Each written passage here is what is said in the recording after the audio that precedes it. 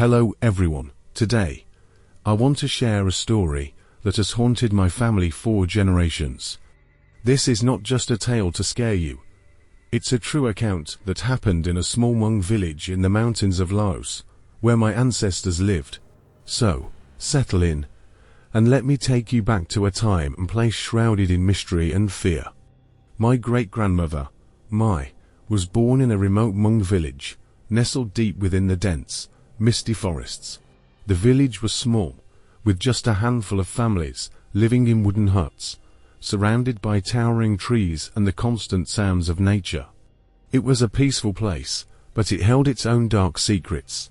One night, when Mai was just a child, something happened that would change the village forever.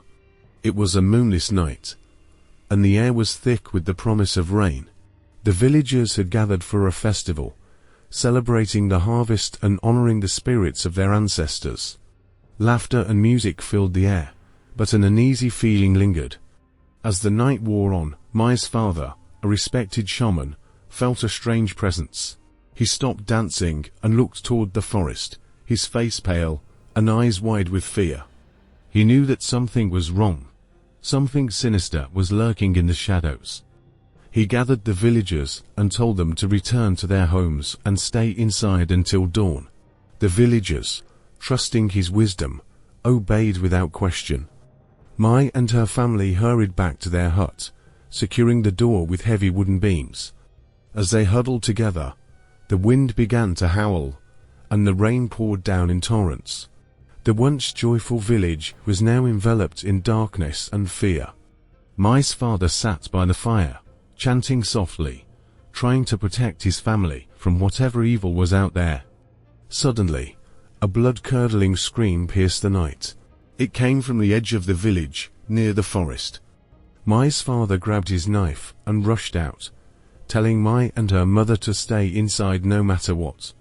Mai's mother held her close, whispering prayers and trying to keep her calm. But curiosity got the better of Mai. She crept to the window and peeked outside. What she saw would haunt her for the rest of her life. In the dim light of the storm, she saw her father standing at the edge of the forest, facing a dark figure. The figure was tall and thin, with glowing red eyes and long, bony fingers. It didn't seem human. Her father raised his knife, but before he could strike, the figure lunged at him with inhuman speed. Mai's father fell to the ground, and the figure disappeared into the forest, leaving nothing but silence. The rain stopped, and the wind died down, as if the storm had never existed. Mai's mother ran out, crying for her husband, but it was too late. He was gone. The villagers found him the next morning, lifeless, with no visible wounds. They held a funeral and mourned his death, but fear had taken root in their hearts. They knew that the dark figure would return, and they were right. Over the next few weeks, more villagers disappeared. Some vanished without a trace, while others were found dead, their faces twisted in terror. The village was gripped by fear, and whispers of a malevolent spirit spread like wildfire. Mai's mother took on her husband's role as the village shaman, determined to protect her family and the villagers. She performed rituals and placed protective charms around their home, but the dark presence persisted. One night, as Mai was drifting off to sleep, she heard a soft whispering outside her window. It was a voice, calling her name, beckoning her to come outside. She knew she shouldn't, but the voice was so soothing, so compelling. She got up and walked to the window, peering into the darkness. The red-eyed figure stood there, its gaze locked on her. It spoke in a language she didn't understand, but she felt its meaning deep in her soul. It wanted her to come with it, to join it in the forest. She felt a strange compulsion to obey, but just as she was about to open the door, her mother appeared, pulling her back. Her mother chanted fiercely, holding a talisman in front of her. The figure hissed and retreated into the shadows, disappearing once more. Mai's mother scolded her, telling her never to listen to the whispers again. She explained that the figure was an evil spirit, a restless soul cursed to wander the forest, seeking to claim the living. Years passed, and the village slowly recovered.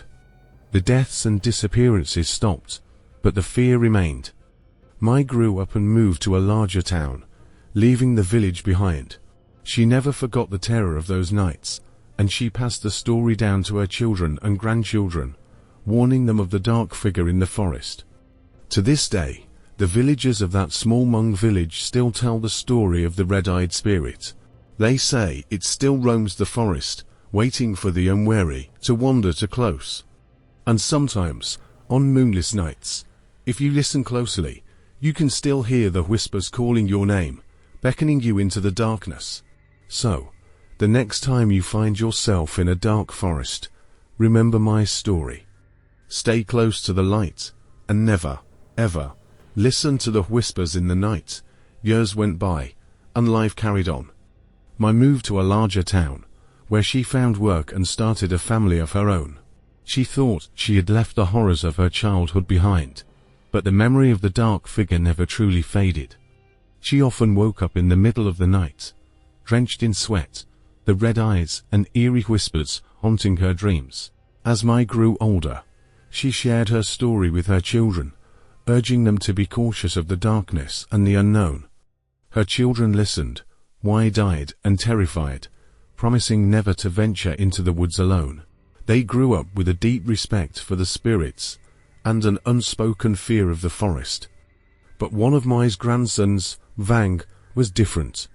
He was curious and adventurous, always seeking out new challenges and experiences. He loved his grandmother's stories, but he viewed them as mere legends, exaggerated tales to keep children in line. Vang was determined to prove that there was nothing to fear. One summer, when Vang was 16, he decided to visit the village where his grandmother had grown up. He wanted to see the place that had haunted his family's history, to explore the forest and prove that the dark figure was nothing more than a myth. He convinced a few of his friends to join him, and they set off on what they thought would be an exciting adventure. They arrived at the village and were greeted warmly by the locals, who still remembered Mai and her family. The village had changed little over the years. It was still surrounded by the dense, imposing forest.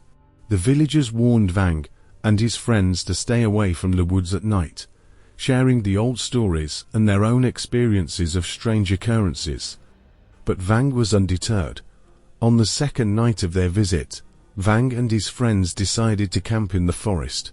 They set up their tents near a small clearing, building a fire and sharing stories and laughter. As the night grew darker, the forest seemed to close in around them, the shadows lengthening and the air growing colder. Vang's friends began to feel uneasy, the stories they had heard weighing on their minds. They suggested going back to the village, but Vang insisted they stay. He wanted to confront whatever was out there, to prove that the fears of the villagers were unfounded. Around midnight, the fire began to die down, casting flickering shadows on the surrounding trees. The forest was eerily silent, the usual sounds of insects and night creatures absent. Vang stood up, shining his flashlight into the darkness, calling out to the spirit he believed was a figment of imagination. "Come out, show yourself," he shouted, his voice echoing through the trees. For a moment, there was nothing but silence. Then, from the depths of the forest, a whispering began. It was soft at first, but it grew louder, the same strange, compelling voice that had called to Mai all those years ago. Vang felt a chill run down his spine, but he stood his ground, determined to face whatever was out there. His friends, however, were terrified. They begged him to stop, to return to the village, but Vang ignored them. He took a step forward, into the darkness, the whispering growing louder with each step. The red eyes appeared, glowing malevolently in the darkness, fixed on Vang. Suddenly, Vang felt a force pull him to the ground. He tried to scream, but no sound came out. His friends watched in horror as he was dragged into the forest, his body disappearing into the shadows. They ran back to the village, screaming for help. The villagers formed a search party, but they found no trace of Vang. It was as if he had vanished into thin air. The elders shook their heads, knowing that the dark figure had claimed another victim. They performed rituals to appease the spirits, hoping to protect the village from further harm.